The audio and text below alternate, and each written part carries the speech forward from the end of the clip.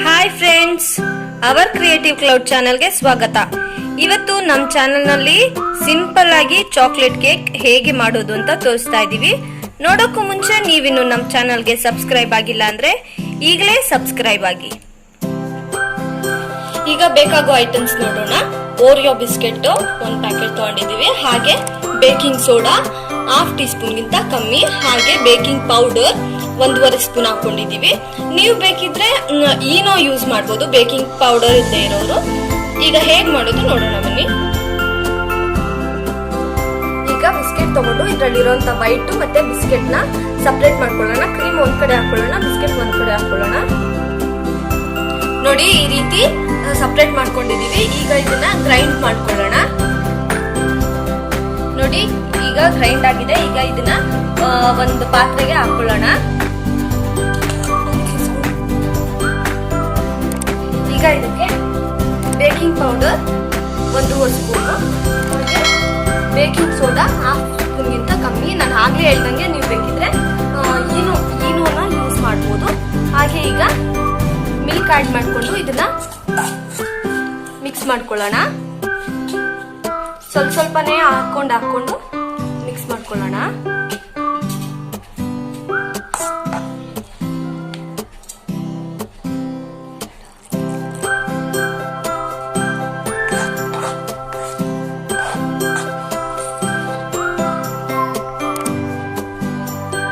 ನೋಡಿ, ಈಗ ಕನ್ಸಿಸ್ಟೆನ್ಸಿಯಲ್ಲಿ ನಾವು ಕಲಿಸ್ಕೋಬೇಕು.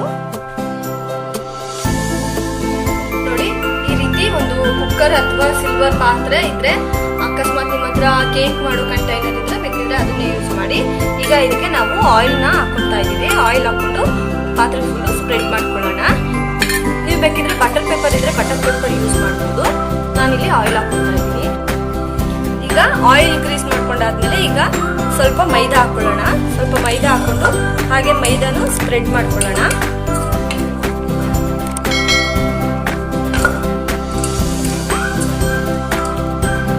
ನೋಡಿ, ಈಗ ಈ ರೀತಿ ಎಣ್ಣೆ ಮತ್ತೆ ಮೈದಾ ಹಾಕೊಂಡು ಗ್ರೀಸ್ ಮಾಡ್ಕೊಂಡಿದ್ದೀವಿ. ಈಗ ನಾವು ಗ್ರೀಸ್ ಮಾಡಿಟ್ಕೊಂಡಿರೋ ಕುಕ್ಕರ್ಗೆ ರೆಡಿ ಮಾಡಿ ಇಟ್ಕೊಂಡಿರೋ ಬ್ಯಾಟರ್ನ ಹಾಕೊಳ್ಳೋಣ. ಈ ರೀತಿ ಹಾಕಿ ಇಟ್ಕೊಳ್ಳೋಣ. ಈಗ ನೋಡಿ, ಈಗ ಒಂದು ಬಾಣಲಿ ಅಥವಾ ಹೆಂಚಿದ್ರೆ ಹೆಂಚನ್ನ ಇಟ್ಕೋಬಹುದು. ಇದನ್ನ ಒಂದು 10 ಮಿನಿಟ್ಸ್ ಪ್ರೀ ಹೀಟ್ ಮಾಡ್ಕೊಂಡಿದೀನಿ ನಾನು. ಈಗ ಇದಕ್ಕೆ ನಾವು ಕುಕ್ಕರ್ನ ಇಡ್ತಾ ಇದೀವಿ. ಇಟ್ಬಿಟ್ಟು ನೋಡಿ, ಈಗ ವಿಷಲ್ ಮತ್ತೆ ಬೆಲ್ಟ್ ನ ತೆಗೆದ್ಬಿಟ್ಟು ಕ್ಲೋಸ್ ಮಾಡೋಣ. ಈಗ 20 to 30 ಮಿನಿಟ್ಸ್ ಈಗ ಇದನ್ನ ಬೇಕಾಗಕ್ಕೆ ಅಂದ್ರೆ ಕಾಯಕ್ಕೆ ಬಿಡೋಣ. ಈಗ 20 to 30 ಮಿನಿಟ್ಸ್ ಆದ್ಮೇಲೆ ಓಪನ್ ಮಾಡಿ ನೋಡೋಣ. ನೋಡಿ, ಈಗ ಒಂದು ಫೋರ್ಕ್ ಅಲ್ಲಿ ಚೆಕ್ ಮಾಡೋಣ. ನೋಡಿ, ನೀಟಾಗಿ ಕಚ್ಕೊಂತಿಲ್ಲ, ಬೇಕಾಗಿದೆ. ನೋಡಿ, ಕೇಕ್ ರೆಡಿ ಆಗಿದೆ. ನೋಡಿ ಹೇಗೆ ಸ್ಪಂಜಿಯಾಗಿ ರೆಡಿ ಆಗಿದೆ. ಈಗ ಇದನ್ನ ಡೆಕೋರೇಟ್ ಮಾಡೋಣ. ನೋಡಿ, ಬಿಸ್ಕೆಟ್ ಇಂದ ತಗೊಂಡಿದ್ದಂತ ಕ್ರೀಮ್ ಮತ್ತೆ ನಾನು ಡೈರಿ ಮಿಲ್ಕ್ ತಗೊಂಡಿದ್ದೀನಿ. ಇವೆರಡಕ್ಕೂ ಬಿಸಿ ಹಾಲ್ನ ಹಾಕೊಂಡು ಈಗ ಕ್ರೀಮ್ ರೆಡಿ ಮಾಡ್ಕೊಳ್ಳೋಣ. ಈಗ ರೆಡಿ ಮಾಡಿಟ್ಕೊಂಡಿರುವಂತ ಚಾಕೋ ಸಿರಪ್ ನ ಈಗ ಕೇಕ್ ಮೇಲೆ ನಾವು ಸ್ಪ್ರೆಡ್ ಮಾಡ್ಕೊಳ್ಳೋಣ. ನೋಡಿ, ಈಗ ನಾವು ವೈಟ್ ಕ್ರೀಮ್ ರೆಡಿ ಮಾಡಿ ಇಟ್ಕೊಂಡಿದ್ವಲ್ಲ, ಅದನ್ನ ಈಗ ಒಂದು ಕವರ್ಗೆ ಹಾಕೊಂಡು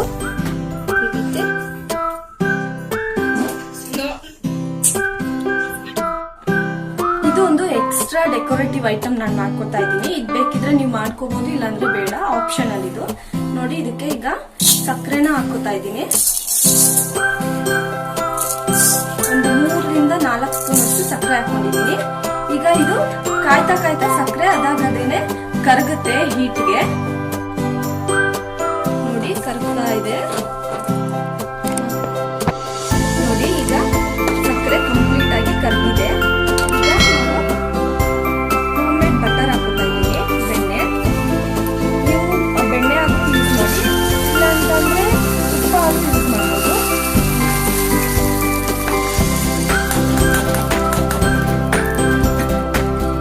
ಇದ್ರ ಜೊತೆಗೆ ನಾನು ಒಂದು ಅರ್ಧ ಕಪ್ನಷ್ಟು ಕಡಲೆ ಬೀಜನ ಹುರಿದು ಹಾಗೆ ಅದನ್ನ ಸಣ್ಣದಾಗಿ ಕಟ್ ಮಾಡಿ ಪೌಡರ್ ತರ ಮಾಡ್ಕೊಂಡಿದ್ದೀನಿ. ನೋಡಿ, ಇದನ್ನ ಆಡ್ ಮಾಡ್ತಾ ಇದ್ದೀನಿ. ನೀವು ಬೇಕಿದ್ರೆ ಡ್ರೈ ಫ್ರೂಟ್ಸ್ ಆಡ್ ಮಾಡ್ಕೋಬಹುದು, ದ್ರಾಕ್ಷಿ, ಗೋಡಂಬಿ, ಪಿಸ್ತಾ, ಬಾದಾಮಿ ಏನಾದ್ರೂ ಆಡ್ ಮಾಡ್ಕೋಬಹುದು. ನಾನು ಕಡಲೆ ಬೀಜನ ಹಾಕ್ತಾ ಇದ್ದೀನಿ.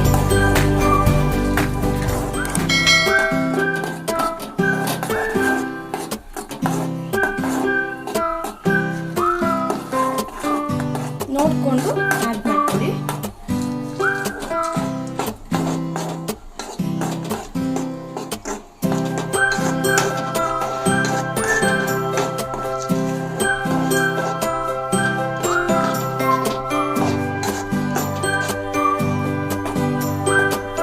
ಗ್ಯಾಸ್ ಆಫ್ ಮಾಡ್ಕೊಳ್ಳೋಣ. ಈಗ ಒಂದು ಪ್ಲೇಟ್ಗೆ ನೋಡಿ ಆಯಿಲ್ ಹಾಕ್ಕೊಂಡು ಸ್ವಲ್ಪ ಲೈಟ್ ಆಗಿ ಸ್ಪ್ರೆಡ್ ಮಾಡ್ಕೊಂಡಿದ್ದೀನಿ. ಈಗ ಇಮಿಡಿಯೇಟ್ ಆಗಿ ನಾವು ಮಾಡ್ಕೊಂಡಿರುವಂತ ಇದನ್ನ ಪ್ಲೇಟ್ಗೆ ಹಾಕ್ಕೊಂಡು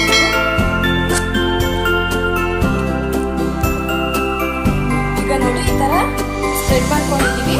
ಈಗ ಇದು ತಣ್ಣಗಾಗಬೇಕಂತ ಸ್ವಲ್ಪ ಬಿಡೋಣ.